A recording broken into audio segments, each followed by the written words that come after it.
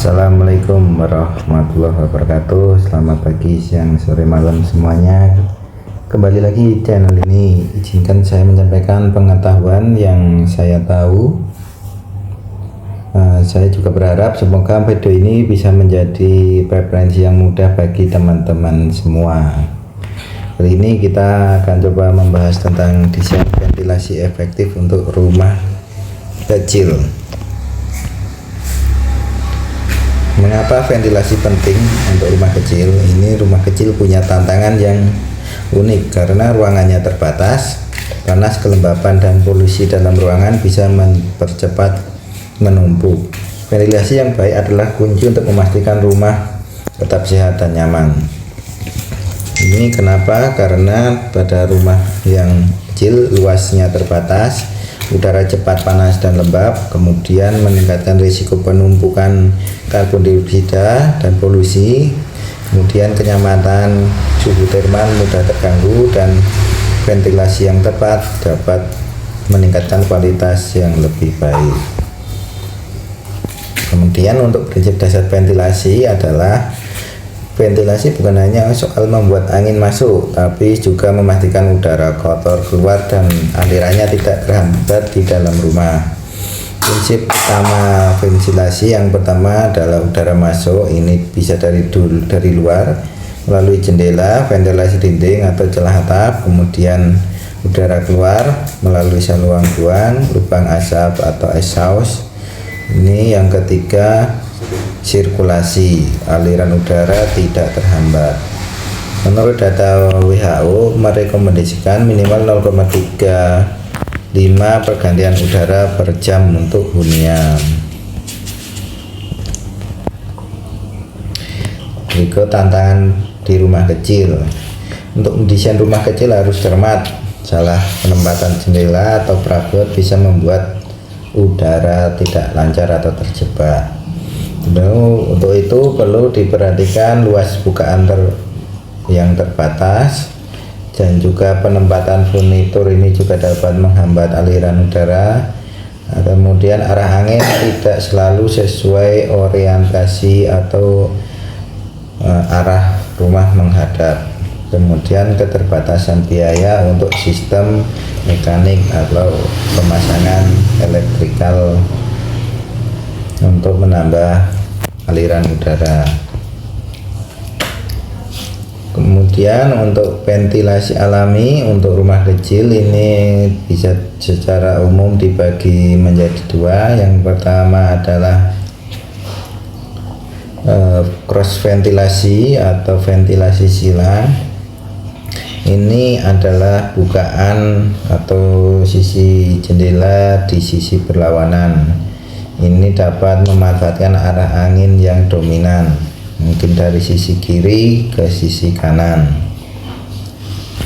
Ventilasi silang memanfaatkan angin alami, sedangkan efek cerobong memanfaatkan perbedaan suhu. Keduanya bisa dipadukan untuk hasil optimal. Ini untuk yang nomor 2 adalah stuck effect atau efek cerobong. Ini udara panas naik dan keluar melalui lubang atas, kemudian udara dingin masuk dari bawah atau dari jendela pada umumnya. Ini adalah dua jenis ventilasi alami untuk rumah yang paling sederhana atau yang paling umum digunakan. Dulu kita ketahui penempatannya supaya aliran udara di rumah kita akan lebih terasa lebih segar dan sirkulasinya lebih lancar.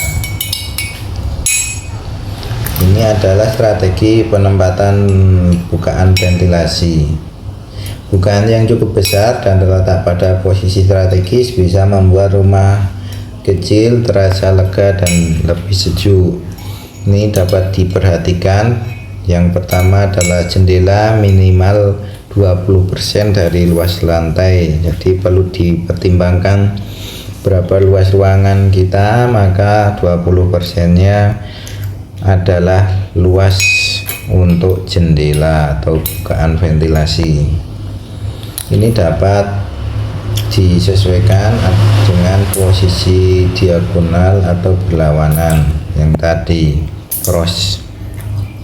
Bukaan diperhitungkan bukaan tinggi untuk buangan udara panas.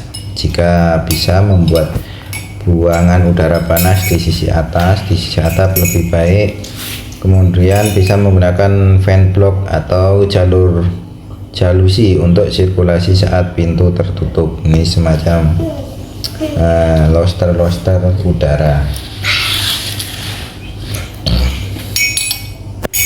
Untuk penggunaan solusi ventilasi mekanik ini menggunakan alat, salah satu yang umumnya adalah menggunakan exhaust fan di dapur atau kamar mandi. Kemudian bisa juga dipasang menggunakan ventilasi atap dan kipas di dalam ruangan. Ini yang umum atau yang mudah dijangkau untuk kita sehari-hari.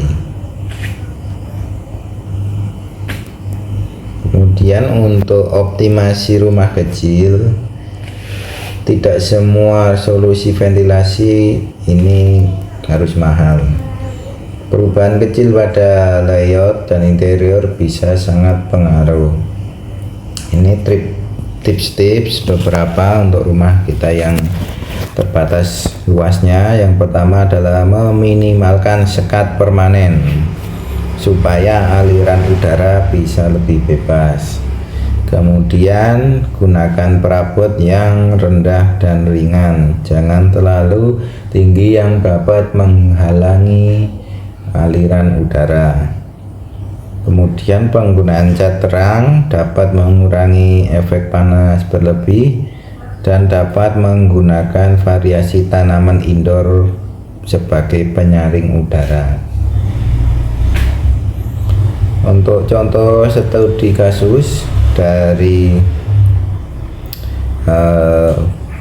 Kupang, ini adalah contoh bagaimana desain sederhana bisa memberikan kenyamanan tanpa biaya yang tinggi. Ini mencontohkan atau meneliti pada rumah dengan tipe 36 meter persegi, mendesain dengan membuka atau jendela sebesar 25% dari luas lantai dan menambah dengan ventilasi atap plus jalusi.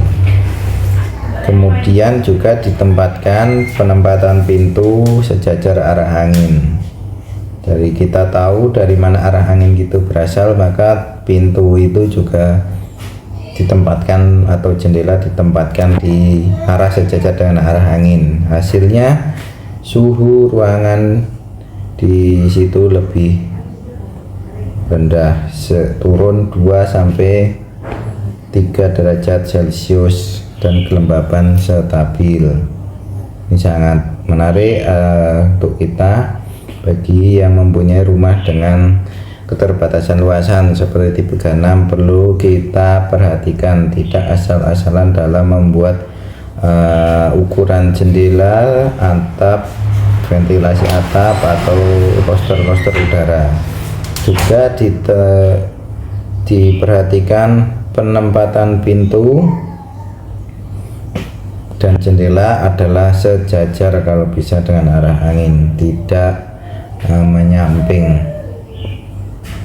Untuk kesimpulan kali ini, ventilasi yang baik bukan soal ukuran rumah, tapi soal desain yang tepat. Dengan strategi yang benar, rumah kecil bisa sejuk, sehat, dan enak, hemat energi. Ventilasi merupakan awal dari kesehatan dan kenyamanan dalam rumah. Rumah kecil butuh kombinasi alami via melewati jendela atau roster atau menggunakan cerobong udara ke atas, dan juga dipadukan dengan mekanik dengan kipas atau exhaust seperti itu, atau mungkin AC untuk yang lebih bagusnya. Ini memanfaatkan udara yang masuk dan udara keluar, meningkatkan sirkulasi, maka mendesain dengan cermat dapat mengatasi keterbatasan ruang. Demikian yang bisa saya sampaikan kali ini, semoga dapat bermanfaat untuk kita semua. Wassalamualaikum, selamat pagi, siang, sore, malam semuanya.